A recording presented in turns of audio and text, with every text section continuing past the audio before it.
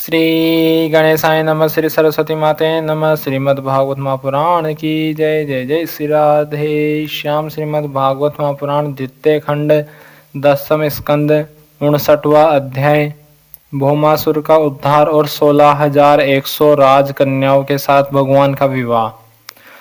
राजा परीक्षित ने पूछा, भगवान श्री कृष्ण ने भौमासुर को जिसने उन स्त्रियों को बंदी गृह में डाल रखा था क्यों और कैसे मारा? आप कृपा करके सांग धनुषधारी भगवान श्री कृष्ण का वह चरित्र सुनाइए। श्री सुखदेव जी कहते हैं, परीक्षित, भौमासुर ने वरुण का छत्र, माता अदिति के कुंडल और मेरु पर्वत पर स्थित देवताओं का मणि पर्वत नामक स्थान छीन लिया था। इस पर सबके राजा इंद्र द्वारका में आए और उसकी एक एक करतूत उन्होंने भगवान श्री कृष्ण को सुनाई है। भगवान श्री कृष्ण अपनी प्रिय पत्नी सत्यभामा के साथ गरुड़ पर सवार हुए भौमासुर की राजधानी प्राग ज्योतिषपुर में गए। प्राग ज्योतिषपुर में प्रवेश करना बहुत कठिन था। पहले तो उसके चारों ओर पहाड़ों की किलेबंदी थी, उसके बाद शस्त्रों का घेरा लगाया हुआ था, फिर जल से भरी खाई थी, उसके बाद आग या बिजली की चार दीवारें थी और उसके भीतर वायु बंद करके रखा गया था। इससे भी भीतर मुर दैत्य ने नगर के चारों ओर अपने 10,000 घोर एवं सुदृढ़ फंदे बिछा रखे थे। भगवान श्री कृष्ण ने अपनी गदा की चोट से पहाड़ों को तोड़ फोड़ डाला और शस्त्रों की मोर्चे बंदी को बाणों से छिन्न भिन्न कर दिया। चक्र के द्वार, अग्नि, जल और वायु की चार दीवारियों को तहस नहस कर दिया और मुर दैत्य के फंदों को तलवार से काट कूट कर अलग रख दिया। जो बड़े बड़े यंत्र मशीनें वहां लगी हुई थी उनको तथा वीर पुरुषों के हृदय को शंखनाद से विदीर्ण कर दिया और नगर के परकोटे को गदाधर भगवान ने अपनी भारी गदा से ध्वंस कर डाला। भगवान के पांचजन्य शंख की ध्वनि प्रलयकालीन बिजली की कड़क के समान महाभयंकर थी। उसे सुनकर मुर दैत्य की नींद टूटी और वह बाहर निकल आया। उसके 5 सिर थे और अब तक वह जल के भीतर सो रहा था। वह दैत्य प्रलयकालीन सूर्य और अग्नि के समान प्रचंड तेजस्वी था। वह इतना भयंकर था कि उसकी ओर आंख उठाकर देखना भी आसान काम नहीं था। उसने त्रिशूल उठाया और इस प्रकार भगवान की ओर दौड़ा जैसे सांप गरुड़ जी पर टूट पड़े। उस समय ऐसा मालूम होता था मानो वह अपने 5 मुखों से त्रिलोकी को निगल जाएगा। उसने अपने त्रिशूल को बड़े वेग से घुमाकर गरुड़ जी पर चलाया और फिर अपने 5 मुखों से घोर सिंहनाद करने लगा। उसके सिंहनाद का महान शब्द पृथ्वी, आकाश, पाताल और 10 दिशाओं में फैलकर सारे ब्रह्मांड में भर गया। भगवान श्री कृष्ण ने देखा कि मुर दैत्य का त्रिशूल गरुड़ की ओर बड़े वेग से आ रहा है। तब अपना हस्त कौशल दिखाकर फुर्ती से उन्होंने 2 बाण मारे, जिनसे वह त्रिशूल कटकर 3 टुकड़े हो गए। इसके साथ ही मुर दैत्य के मुख में भी भगवान ने बहुत से बाण मारे। इससे वह दैत्य अत्यंत क्रुद्ध हो उठा और उसने भगवान पर अपनी गदा चलाई, परंतु भगवान श्री कृष्ण ने अपनी गदा के प्रहार से मुर दैत्य की गदा को अपने पास पहुंचने के पहले ही चूर चूर कर दिया। अब वह अस्त्रहीन हो जाने के कारण अपनी भुजाएं फैलाकर श्री कृष्ण की ओर दौड़ा और उन्होंने खेल खेल में ही चक्र से उसके 5 सिर उतार लिए। सिर कटते ही मुर दैत्य के प्राण पखेरु उड़ गए और वह ठीक वैसे ही जल में गिर पड़ा जैसे इंद्र के वज्र से शिखर कट जाने पर कोई पर्वत समुद्र में गिर पड़ा हो। मुर दैत्य के 7 पुत्र थे, ताम्र, अंतरिक्ष, श्रवण, विभावसु, वसु, नभस्वान और अरुण।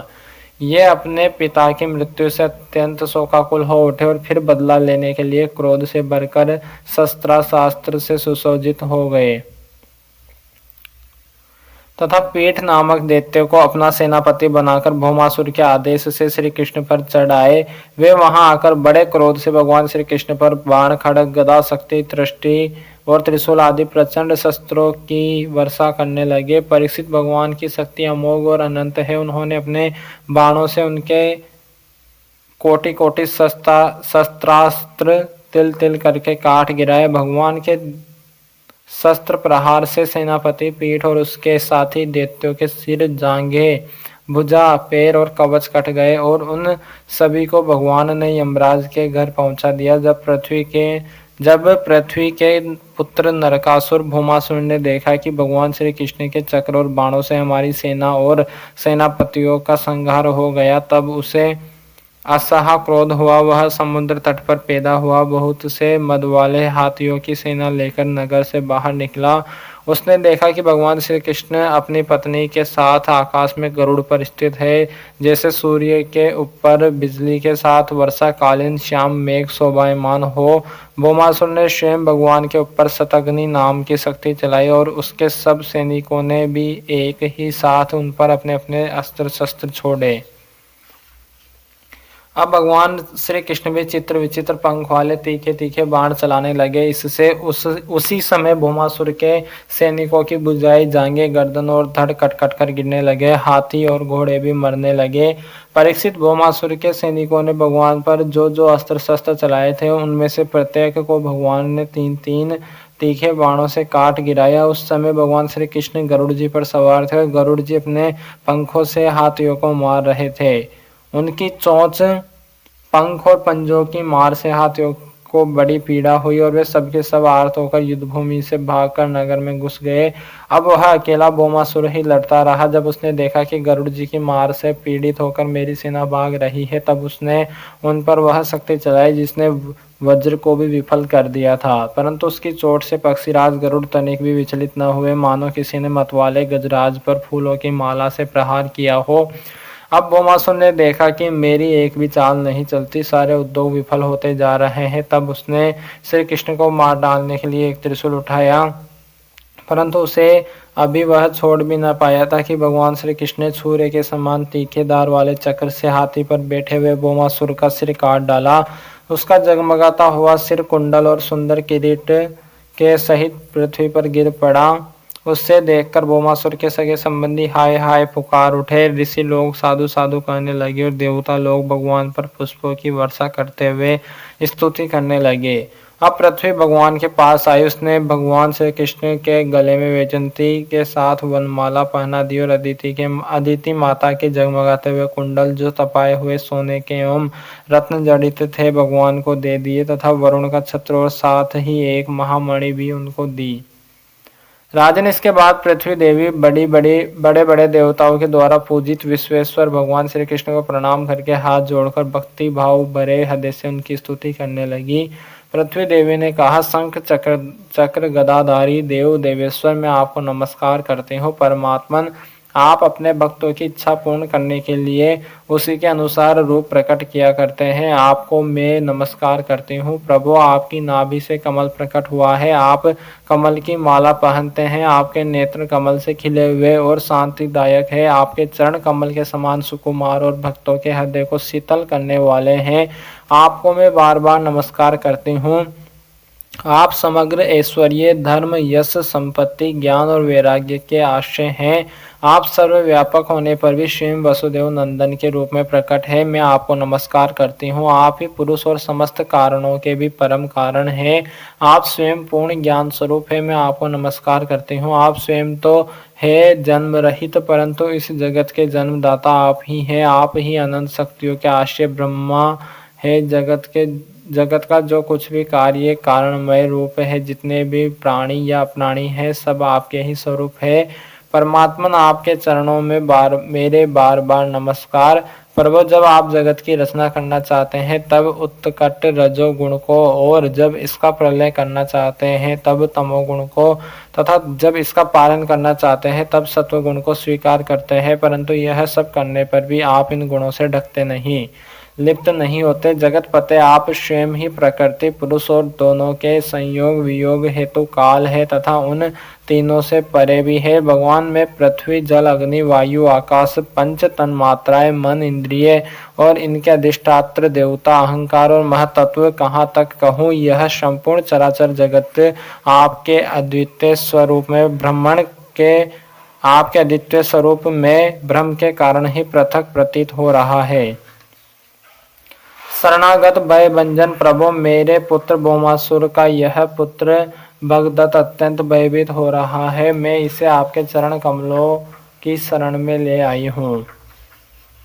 प्रभु आप इसकी रक्षा कीजिए और इसके सिर पर अपना वह कर कमल रखिए जो सारे जगत के समस्त पाप तापों को नष्ट करने वाला है। श्री सुखदेव जी कहते हैं, परीक्षित जब पृथ्वी ने भक्ति भाव से विनम्र होकर इस प्रकार भगवान श्री कृष्ण की स्तुति प्रार्थना की, तब उन्होंने भगदत्त को अभय दान किया और भौमासुर के समस्त संपत्तियों से संपन्न महल में प्रवेश किया। वहां जाकर भगवान ने देखा कि भौमासुर ने बलपूर्वक राजाओं से 16,000 राजकुमारियां छीनकर अपने यहाँ रख छोड़ी थी। जब उन राजकुमारियों ने अंतःपुर में पधारे हुए नरश्रेष्ठ भगवान श्री कृष्ण को देखा, तब वे मोहित हो गए और उन्होंने उनकी अहेतु की कृपा तथा अपना सौभाग्य समझकर मन ही मन भगवान को अपने परम प्रियतम पति के रूप में वर्ण कर लिया। उन राजकुमारियों में से प्रत्येक ने अलग अलग अपने मन में ही यह निश्चय किया कि ये श्री कृष्ण ही मेरे पति हो और विधाता मेरी इस अभिलाषा को पूर्ण करे। इस प्रकार उन्होंने प्रेम भाव से अपना हृदय भगवान के प्रति निछावर कर दिया। तब भगवान श्री कृष्ण ने उन राजकुमारियों को सुंदर सुंदर निर्मल वस्त्र आभूषण पहनाकर पालकियों से द्वारिका भेज दिया और उनके साथ ही बहुत से खजाने, रथ, घोड़े तथा अतुल संपत्ति भी भेजी। ऐरावत के वंश में उत्पन्न हुए अत्यंत वेगवान 4 दांत वाले सफेद रंग के 64 हाथी भी भगवान ने वहां से द्वारिका भेजे। इसके बाद भगवान श्री कृष्ण अमरावती में स्थित देवराज इंद्र के महलों में गए। वहां देवराज इंद्र ने अपनी पत्नी इंद्राणी के साथ सत्यभामा जी और भगवान श्री कृष्ण की पूजा की। तब भगवान ने आदिति के कुंडल उन्हें दे दिए। वहां से लौटते समय सत्यभामा जी की प्रेरणा से भगवान श्री कृष्ण ने कल्प वृक्ष उखाड़कर गरुड़ पर रख लिया और देवराज इंद्र तथा समस्त देवताओं को जीतकर उसे द्वारिका में ले आए।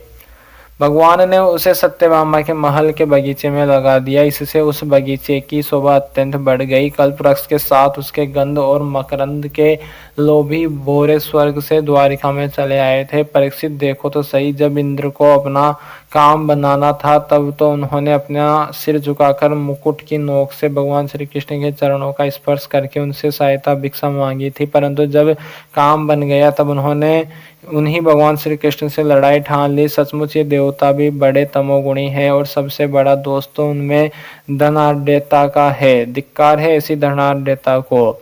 तदंतर भगवान श्री कृष्ण ने एक ही मुहूर्त में अलग अलग भवनों में अलग अलग रूप धारण करके एक ही साथ सब राजकुमारियों को शास्त्रोक्त विधि से पाणी ग्रहण किया। सर्वशक्तिमान अविनाशी भगवान के लिए इसमें आश्चर्य की कौन सी बात है। परीक्षित, भगवान की पत्नियों के अलग अलग महलों में ऐसी दिव्य सामग्रियां भरी हुई थी जिनके बराबर जगत में कहीं भी और कोई भी सामग्री नहीं है। फिर अधिक की तो बात ही क्या है। उन महलों में रहकर मति गति के परे की लीला करने वाले अविनाशी भगवान श्री कृष्ण अपने आत्मानंद में मग्न रहते हुए लक्ष्मी जी की अंश स्वरूपा उन पत्नियों के साथ ठीक वैसे ही विहार करते थे जैसे कोई साधारण मनुष्य घर गृहस्थी में रहकर गृहस्थ धर्म के अनुसार आचरण करता हो। परीक्षित, ब्रह्मा आदि बड़े बड़े देवता भी भगवान के वास्तविक स्वरूप को और उनकी प्राप्ति के मार्ग को नहीं जानते। उन्हीं रमा रमण भगवान श्री कृष्ण को उन स्त्रियों ने पति के रूप में प्राप्त किया था।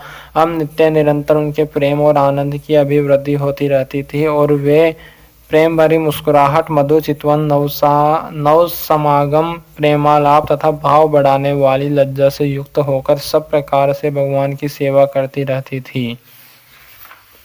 उनमें से सभी पत्नियों के साथ सेवा करने के लिए सैकड़ों दासियां रहती। फिर भी जब उनके महलों में भगवान पधारते तब वे स्वयं आगे जाकर आदर पूर्वक उन्हें लिवा लाती, श्रेष्ठ आसन पर बैठाती, उत्तम सामग्री से पूजा करती, चरण कमल पखारती, पान लगाकर खिलाती, पांव दबाकर थकावट दूर करती, पंखा झुलाती, इत्र फुलेल चंदन आदि लगाती, फूलों के हार पहनाती, केस संवारती, सुलाती, स्नान कराती और अनेक प्रकार के भोजन कराकर अपने ही हाथों भगवान की सेवा करती। श्री सीताराम भगवान की जय, श्री राधे श्याम जी सरकार की जय, हनुमान जी महाराज की जय, उमापति महादेव भगवान की जय, श्री लाडली जी सरकार की जय, श्री वृंदावन बिहारी लाल की जय, श्री सदगुरुदेव भगवान की जय, अपने अपने माता पिता की जय, गौ माता की जय, सनातन धर्म की जय, भूदेव ब्राह्मण की जय, भूदेव संतन की जय, विरक्त ब्राह्मण की जय, विरक्त संतन की जय, सभी पितरन की जय, सभी ब्रजवासियों की जय, सभी गोपियों की जय, सभी ग्वालों की जय, श्री सुखदेव जी महाराज की जय, श्री विराट पुरुष भगवान की जय, श्री नारायण भगवान की जय, श्रीमद् भागवत महापुराण की जय। जय जय श्री राधे श्याम, सबको मिले श्री वृंदावन धाम। नमः पार्वती पतये, हर हर महादेव। इति श्री